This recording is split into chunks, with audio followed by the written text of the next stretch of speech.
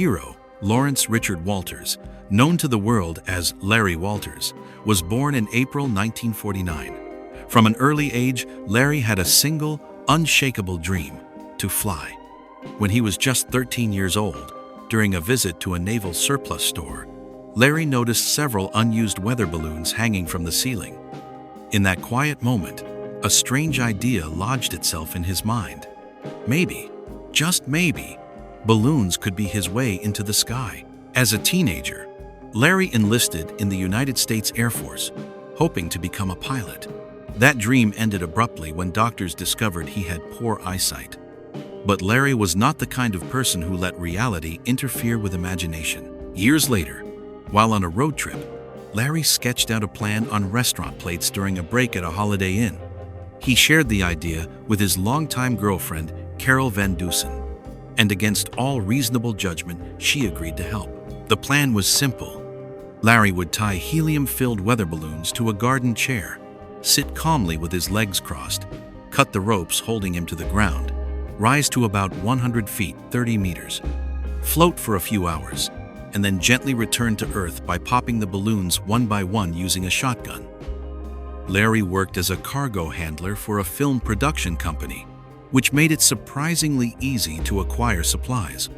He obtained more than 40 weather balloons and compressed helium tanks from a balloon company in California, claiming they were for a television commercial. He purchased a sturdy aluminum lawn chair and various pieces of equipment. Altogether, the project cost him $4,000. The night before the flight, Larry and several friends gathered at Carol's house in San Pedro, California. Throughout the night, they inflated the balloons and assembled what Larry proudly named Inspiration 1. At 11 a.m., on the 2nd of July, 1982, Larry sat in his lawn chair beneath a cluster of over 40 helium-filled balloons. The chair was tethered to the bumper of his Jeep by 3 ropes. His planned route was modest: drift over Long Beach and head east toward the desert. Larry packed carefully: an altimeter, a parachute, a life jacket in case of a water landing, a sandwich, a 2-liter bottle of Coca-Cola, a radio, a camera, and the now famous shotgun. When Carol cut the first rope, the remaining 2 snapped instantly. Larry was launched into the sky. He shot upward far faster than expected. His glasses flew off his face. Panic set in. He was afraid to shoot the balloons, worried that doing so might destabilize the chair. Instead of stopping at 100 feet, Larry continued rising for 2 full hours. He reached 16,000 feet, 4,800 meters. At that altitude, Larry struggled to breathe. His fingers and toes went numb. As he drifted over Long Beach, he passed directly through the approach corridor of Long Beach Airport. Pilots from TWA and Delta Airlines radioed the control tower, reporting a man floating past in a lawn chair beneath a cluster of balloons. Larry attempted to contact air traffic control using Channel 9, the emergency frequency. The conversation was recorded. Operators initially thought it was a prank until they realized it wasn't. Eventually, some balloons burst on their own, halting his ascent. Trembling, Larry finally began shooting the remaining balloons.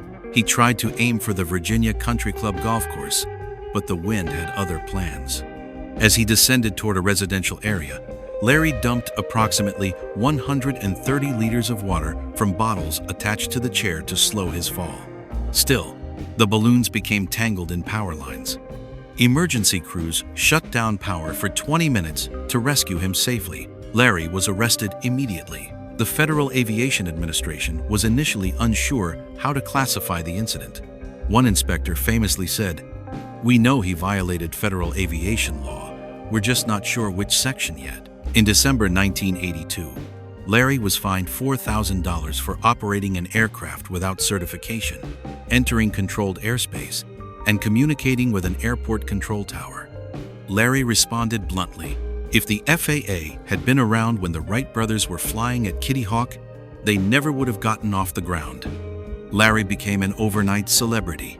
He appeared on The Tonight Show, Late Night with David Letterman, radio programs, and game shows. He worked briefly as a motivational speaker and later appeared in Timex commercials celebrating adventurous spirits. According to Ballooning magazine, Larry may have broken an altitude record for gas balloon flight, but it was never officially recognized. Despite his fame, Larry never flew again. In later years, he volunteered with the U.S. Forest Service and spent time hiking in the San Gabriel Mountains. On the 6th of October 1993, at the age of 44, Larry Walters went to his favorite spot in the Angeles National Forest and took his own life. He left no note, no explanation. A man who once rose into the sky on a lawn chair remains one of aviation history's strangest figures, a reminder that human imagination can be breathtaking, terrifying, and fragile all at once.